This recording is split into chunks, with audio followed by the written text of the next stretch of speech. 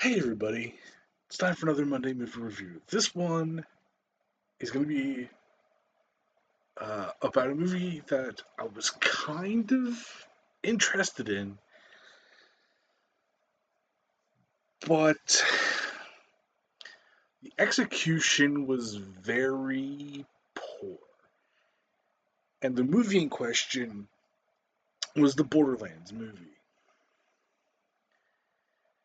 There,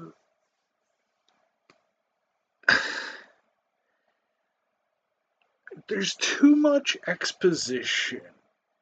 And the person doing the exposition isn't the person who usually does the exposition for the Borderlands games. Like it's usually Marcus like telling a story to his kid or whatever, or to a kid, you know. But it's just Lilith doing it, and it's just like it's it's boring. It's stuff is just off, and like it's a small thing, but it bothers me is that they didn't get any of the music from the games, like the licensed music, but they got like instead of like No Rest for the Wicked, they got like Ace of Spades and fucking another uh other licensed song. And like someone pointed it out and it makes perfect sense. Um they were trying to do another Guardians of the Galaxy movie. Like they were trying to make that formula work. And honestly, if it was more like the Guardians of the Galaxy, in tone wise and like the wackiness, like how the games are wacky and weird, it would have been better. Also, the story is like so. As someone who's played the games, they like try to incorporate different things from different games. And like for real, a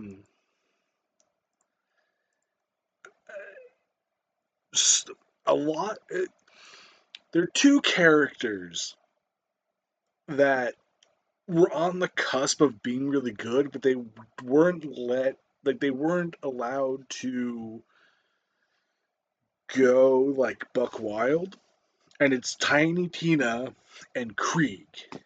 They weren't allowed to like there were some good like bits, but it just it just fucking didn't it didn't go far enough. And like for whatever fucking reason, the studio wanted to make this a PG-13 movie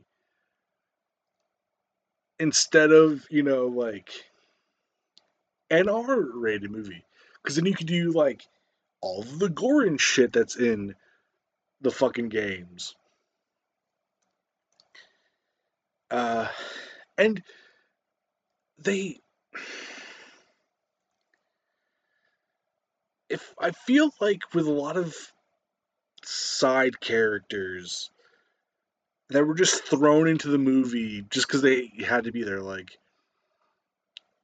fucking Scooter and Ellie are just kind of there at the end of the movie. Like they're not throughout the movie. Like there's so like you could have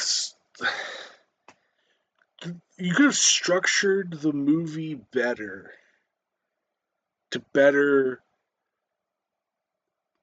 make it a Borderlands movie. Like fucking and like the villain really, really wants to be Handsome Jack, but isn't. And like, there's no like, it's like there aren't any of the other CEOs of the other gun manufacturers. Like, it's like you don't see the person behind Maliwan.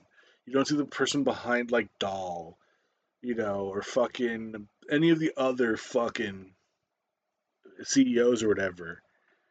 And like Marcus is there, but like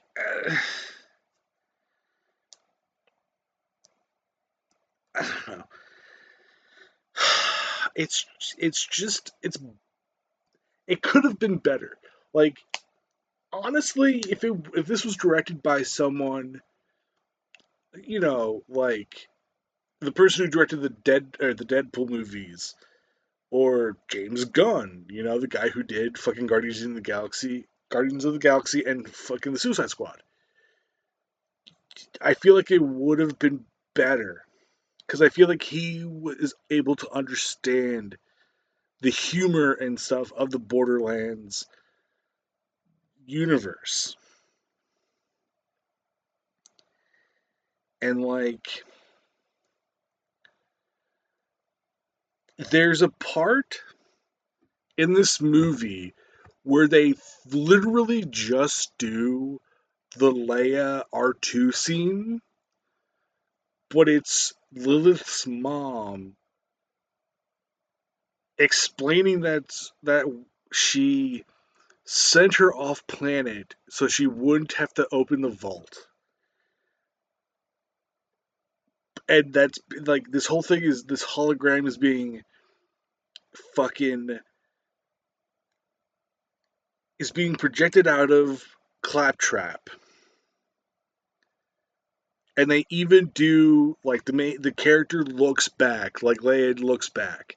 It's not like it's a pretty big sized hologram, like human sized hologram, just doesn't have like the legs or whatever, it's just like the torso. Ah,